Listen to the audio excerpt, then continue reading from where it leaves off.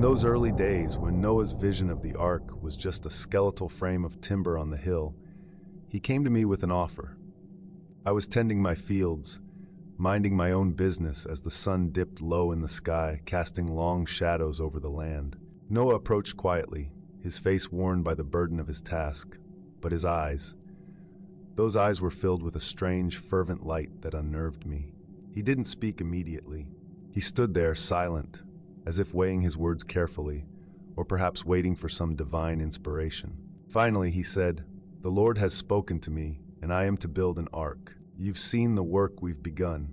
It will be a vessel of salvation when the floodwaters rise, and all the earth is consumed. I need men to help me complete this task, strong men, skilled with their hands. In return, I offer you a place aboard the ark, a chance to survive the coming deluge."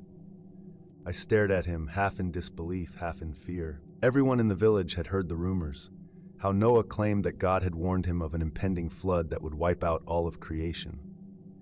We all thought he was mad, the butt of every joke in the taverns and fields.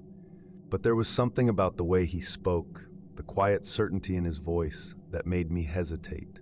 "What makes you think this flood will come?"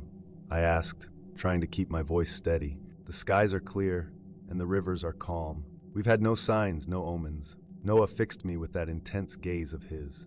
"The signs are in the hearts of men," he said, his voice low and grave. "The wickedness of this world has reached the heavens, and the Lord is grieved. He has chosen me to build this ark and save a remnant of his creation. You can be a part of that remnant." I looked out over the fields, imagining them underwater, imagining the world he described. A world drowned beneath the waves, with only the ark and its passengers surviving. The thought chilled me to the bone, but there was also a flicker of hope. I had a family, a wife and children. If there was any chance, no matter how slim, that Noah was right. "What would you have me do?" I asked.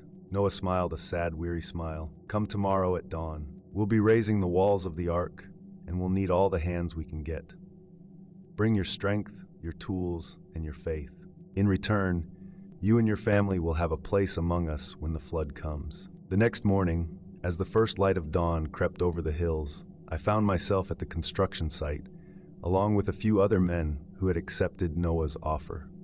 We worked side by side, lifting heavy beams, driving nails, and spreading pitch to seal the great ship. The work was grueling, but there was something about it that felt right. As if, by hammering each nail, I was securing not just the ark, but the future of my family. But as the ark grew, so too did the unrest among the villagers. At first, they merely scoffed at Noah's madness, but as the structure took shape, as its massive hull began to tower over the landscape, their mockery turned to anger. The ark was no longer just a curiosity, it was a threat, a monument to a prophecy they refused to believe. Whispers of dissent spread through the village like wildfire. The elders, the leaders of our community, began to speak out against Noah's project. They said it was an affront to the gods, a foul use of men's hands who were needed elsewhere, building houses and tending the farm. The taverns buzzed with talk of sabotage, of stopping the ark before it could be completed. The first signs of resistance came quietly. Men who had promised to deliver wood and nails suddenly had none to spare. The pitch we needed to seal the hull became scarce, as the merchants claimed their supplies had mysteriously dried up. But Noah, undaunted, found ways to continue. He sent his sons to gather what was needed from far-off lands, trading whatever they could to secure the materials. He would not be stopped. As the days turned into weeks, the opposition grew bolder. A group of villagers, emboldened by their numbers, confronted Noah at the site. I was there that day, hammer in hand, when they arrived. Their leader, a man named Lamech, stepped forward, his face twisted with disdain. "Noah," he called out, his voice loud and harsh, "enough of this madness. You're wasting the resources of the community, spreading fear with your wild tales. This ark will never see water. It's a folly, and we won't let you drag us all down with you." Noah paused his work, looking down at Lamech from the scaffolding. His expression was calm, almost serene, as if the anger of the mob didn't touch him. "This is the Lord's work, not mine," Noah replied, his voice carrying across the site. "The flood will come, whether you believe it or not. I have been commanded to build this ark, and I will see it through to the end." Lamech sneered, but I saw the fear in his eyes. "You speak of a God who's abandoned us, If there is a flood, then why have we seen no signs? Why do the rivers not rise? You're a fool, Noah, and you're leading these men to ruin." Before Noah could respond, Shem, his eldest son, stepped forward, his hand resting on the hilt of a knife at his belt. "This ark will be built," Shem said, his voice cold and hard. "And when the flood comes, those who doubted will have no place here. Leave us to our work, or we'll show you the meaning of God's wrath." The crowd wavered, uncertain. Lamech glared at Shem, but he knew better than to challenge Noah's sons directly. They were strong, capable men, and their faith in their father's mission was unshakable. With a final look of contempt, Lamech turned and led the villagers away. But the threat didn't end there. The next day, we found that the scaffolding had been sabotaged, the ropes cut in the night. It set us back days, but Noah didn't falter. He simply instructed us to rebuild, to work harder and faster. Every obstacle the villagers threw in our path, we overcame, fueled by the promise of salvation and the fear of the coming judgment. As the ark neared completion, the tension in the village reached a boiling point. The elders gathered in secret, plotting to stop Noah once and for all. They spoke of seizing the remaining supplies, of driving Noah and his family out of the village. They claimed that by stopping the ark, they were saving us all from his insanity. But deep down, I think they knew they were powerless to stop what was coming. Their resistance was born of fear, not reason. One evening after a long day's work, Noah approached me again. We stood together on the deck of the ark, looking out over the fields that would soon be underwater. He was silent for a long time, and I wondered if he regretted any of this, the division it had caused, the anger it had stirred. Finally he spoke, his voice soft but firm. "The time is near. The flood will come, and it will sweep away all that you see before you. But you, my friend, will be safe. You and your family will board this ark with us. You have earned your place."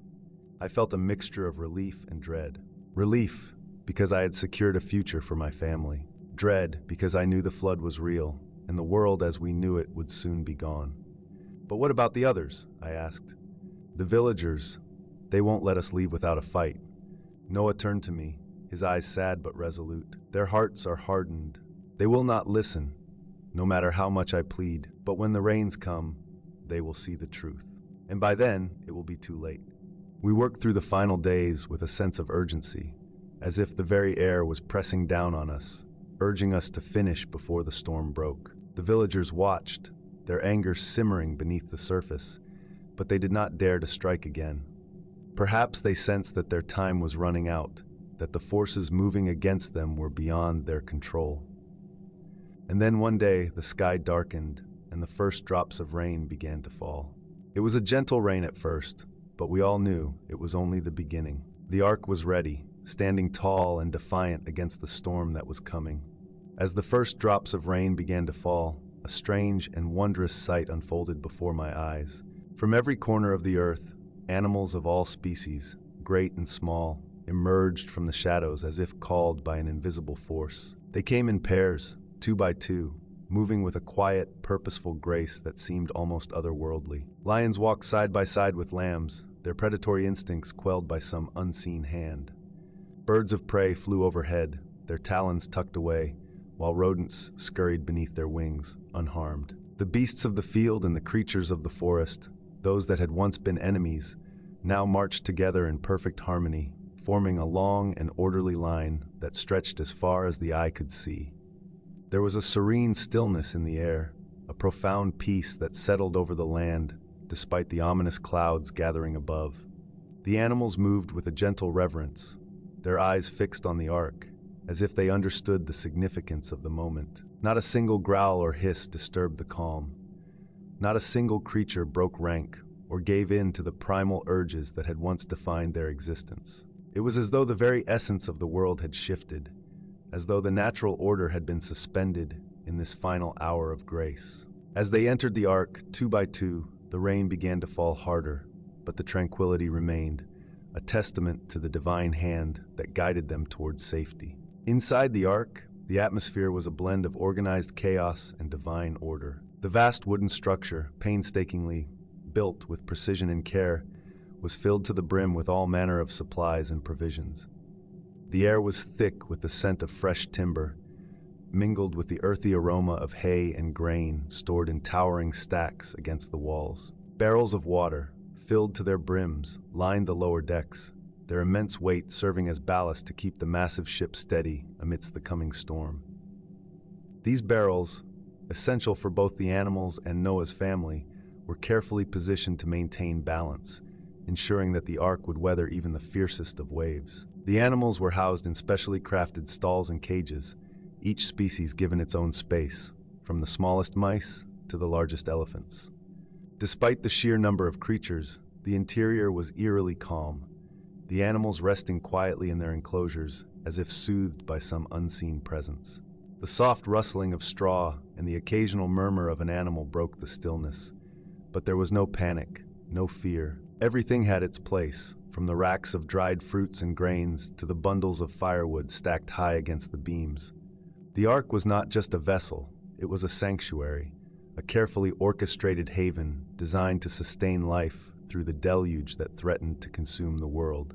Every inch of space was utilized, every necessity accounted for, creating an environment that, despite its crowded nature, felt secure, purposeful, and imbued with the solemnity of the task it was built to fulfill. Noah gathered us, his family, and those who had labored with him, and led us aboard. As the door closed behind us, sealing us inside, I couldn't help but feel a pang of guilt for those we were leaving behind. But the choice had been made, and there was no turning back. The flood would come, and with it, the reckoning for all who had doubted, all who had tried to stop the will of God. I prayed that my family would be spared, that Noah's promise would hold true. And as the rain began to fall harder, I knew that soon we would see the truth of it all. As the ark began to float, we could hear the villagers outside demanding entry, a growing voice of anger demanding Noah let them in. Noah stoically remained silent. Their desperation soon succeeded where at first they failed. The villagers, driven mad by fear and desperation, finally broke through. I watched in horror as they surged inside, a wild, frenzied mob. They overwhelmed us in moments, their eyes filled with panic and rage. Noah and his family fought, but the numbers were too great. I saw them dragged to the deck, their faces a mix of sorrow and defiance. Noah didn't shout or curse. He simply looked at them with a kind of quiet resignation, as if he had always known this moment would come. And then, with a final, terrible effort, we were all thrown overboard. Noah, his wife, his sons, the rest of the families, and myself who helped build the ark, all cast into the churning waters below. The mob, now in control, let out a ragged cheer, but it was hollow, empty. All of us began frantically trying to swim, but it was of no use. Death by drowning was inevitable. Then something unimaginable occurred. The sea, which had been rising with relentless fury, suddenly stopped. The water became still, unnaturally so, as if time itself had paused. The silence was deafening, the air heavy with something I couldn't name. And then, before anyone could react, the ocean began to drain away, pulling back with a speed that defied reason. The ark groaned and tilted as it settled onto the dry seabed, the victory of the hijackers turning to confusion and fear. Our feet could feel the seabed below us. The waters receded. Then it appeared. A brilliant orb of light descended from the heavens, hovering above the ark with a power that seemed to vibrate through the very wood beneath my feet. The ark, which had been moments from tipping, stilled as the orb held it steady. Its light was blinding, pure and white, but within it there was a warmth, a force that radiated an undeniable authority. The air around us became thick with a palpable energy, and the wind seemed to die down, as if even nature itself was bowing before this divine presence. But the orb's attention wasn't on the ship. It was on the hijackers, those who had thrown Noah and his family into the depths. One by one, they were lifted from the deck. It wasn't a gentle ascent. They were yanked violently into the air, their bodies flailing as they tried to grasp onto anything solid, their faces contorted with terror. I could only watch, paralyzed with fear and awe, as their screams filled the air. The orb flung them into the sky with a force that defied all comprehension, casting them down onto the dry seabed below with terrifying speed. As they were hurled into the heavens, their screams turned into desperate pleas. I heard them begging for forgiveness, their voices cracking with fear. They offered everything they could imagine: money, power, women, whatever they thought might stay the hand of this celestial force. But the orb ignored all frail earthly offerings, unmoved by the hollow promises of men who had only moments ago committed such unspeakable acts. The sound of their bodies hitting the ground was sickening, a series of brutal, final thuds that echoed in the unnatural silence. It was as if the earth itself recoiled from the violence, leaving behind nothing but twisted forms, broken and lifeless, strewn across the now barren land. I wanted to look away, to close my eyes and pretend this was some horrific dream, but I couldn't. I was rooted to the spot, forced to witness this moment of pure, inescapable judgment. When the last of them had been thrown to their fate, the orb's light softened. The harsh, unyielding brilliance dimmed to a gentle glow as it descended further, reaching out to where Noah, his family, and the rest of us lay on the wet, exposed earth. Gently, almost tenderly, the orb lifted all of us, cradling us in its light. There was a strange comfort in that moment, as if the very essence of the divine was holding us, reassuring us that we were not abandoned, not forgotten. The light carried us back to the ark, laying us carefully on the deck, as if we were fragile treasures to be protected. As we were returned to the ark, the water began to rise again, slowly at first, then with increasing speed until the seas had reclaimed the land. The ark, now cleansed of the madness that had overtaken it, stood firm once more, floating steadily as the waters surged around us. The animals, which had been eerily calm throughout the entire ordeal, remained quiet, as if they too understood that something profound had just occurred. They huddled together, their eyes reflecting the soft light of the orb, unblinking and solemn. And then from the midst of the orb, something began to take shape.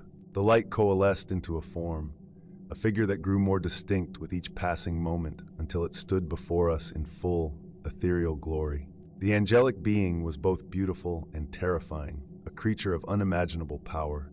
It was tall, its body elongated and slender, draped in a flowing, luminous robe that seemed to ripple with the very light it was made from. The being's skin was a pale, translucent gray, like the color of a stormy sky, and its head was disproportionately large, with eyes that were two black orbs of obsidian. These eyes reflected nothing, revealing nothing, yet they seemed to see everything. The angelic, with its long, slender arm, gesturing towards a young man and woman we have never seen before, who stood being the angelic being, and then to Noah. Though it had no mouth, its intentions were clear, communicated not with words, but directly into our hearts and minds. Revealed to us, a young man, tall and strong, with eyes full of determination, and a young woman, delicate yet resolute, her face a picture of serene beauty. Their presence was unlike anything we had seen. They seemed untouched by the horrors that had unfolded, their spirits untainted by the corruption of the world that had been washed away. They were to be cared for, to grow alongside Noah's sons and daughters, to be nurtured and guided. The angel conveyed that these two were to become part of Noah's future, to bring forth children and multiply. They were the chosen. I bore witness. Now as the waters recede and the ark comes to rest upon the heights of Mount Ararat, I shall hide this written scroll of what I witnessed in these sacred stones, where it may remain untouched by time until such a day when someone will find it. I pray that whoever reads these words will understand what I have seen. May they learn from the folly of those who thought themselves greater than the divine, and may they carry forward the story of this great flood, the judgment it brought, and the new beginning that rose from its depths. This is the truth as I have witnessed it, and may it be known to those who seek it long after I am gone.